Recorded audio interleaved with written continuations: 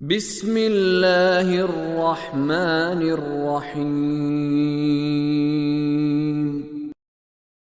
ولمن خاف مقام ربه جنتان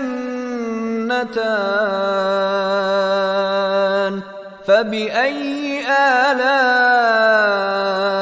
ربكما تكذبان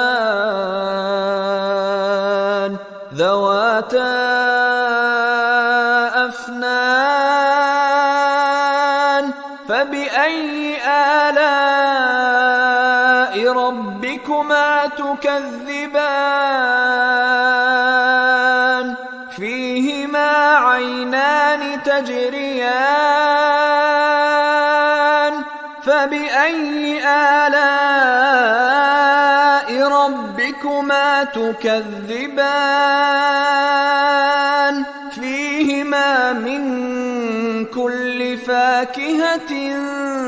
زوجان فبأي آلاء ربكما تكذبان